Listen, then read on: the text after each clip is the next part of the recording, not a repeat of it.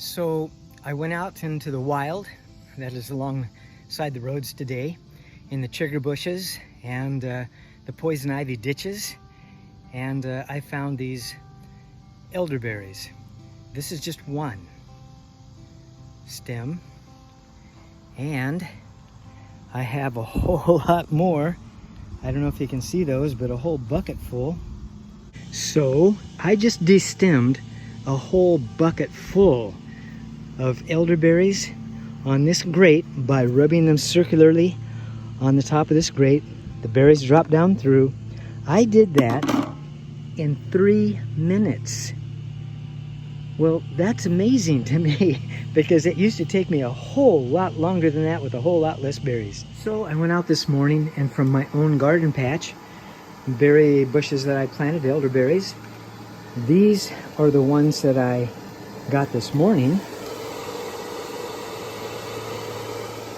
And I'm dehydrating them.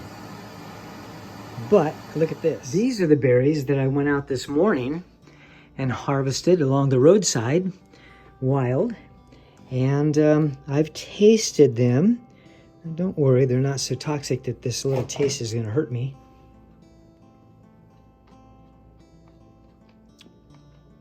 And they're sweet. Well, they have a sweetness to them. So these are some of the elderberries that I accidentally broke off this morning. So I brought it in, and as an experiment, I'm just putting it in this little jar of water. But these are the Joshua berries that Joshua got from a vendor. Don't know what kind they are. If they told him, he couldn't remember. But these are all green, whereas all my others that I planted about 17 months ago, and they're all producing really well. These are just not turning yet, so they're going to be later, much later, when they turn color.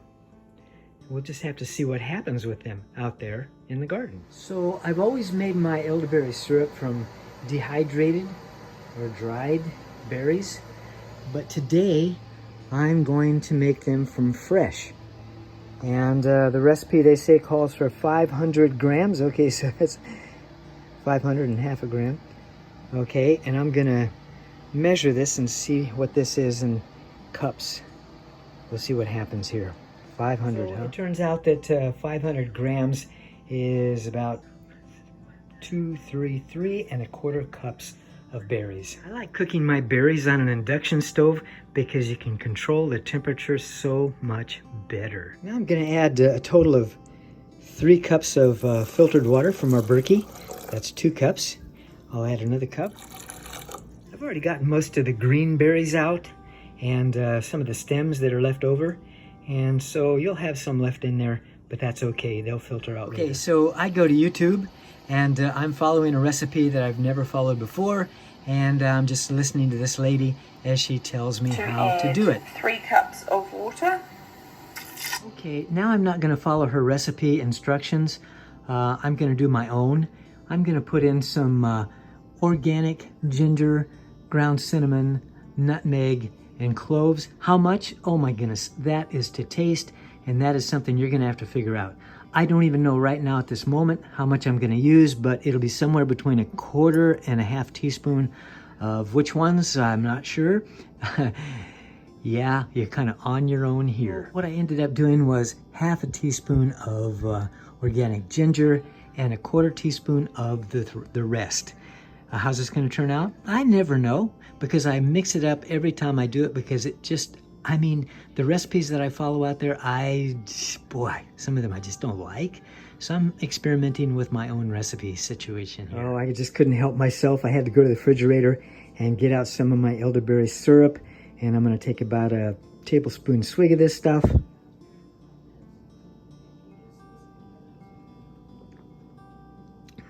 Boy, that's good.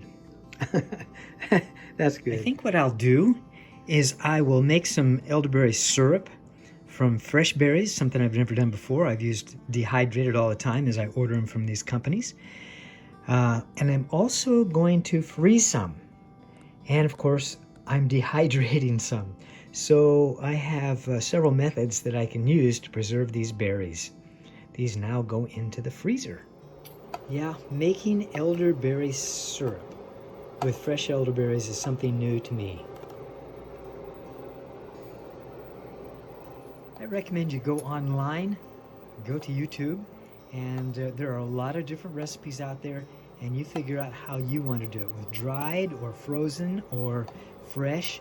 It's all a bit different, but go out there and try it. Learn how to make these things. Go out there on the roadways and get some elderberries if you don't grow your own.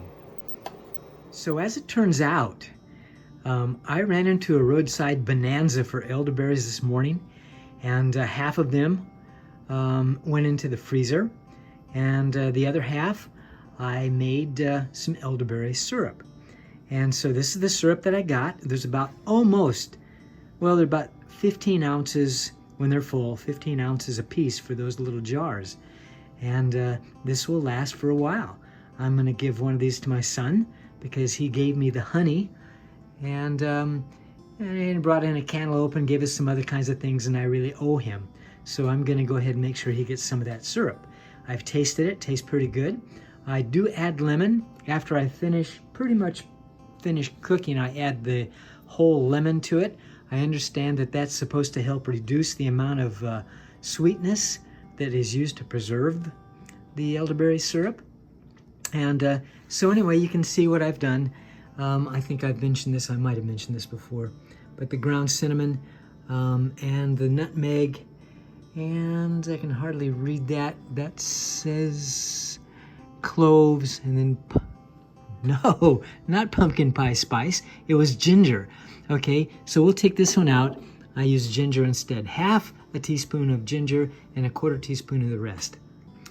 But, you know, go online and look and see how to make these things. And what you'll find, I think, is, as I found, I tried quite a lot of the recipes out there, and I didn't really care for them. Sometimes way too much honey, sometimes too much ginger. And so I just kind of come up with my own concoction, and that's the way you're going to be too if you really want to make something that you like. So it was a lot of fun, and this truly was a bonanza this morning when I went out on the roadway.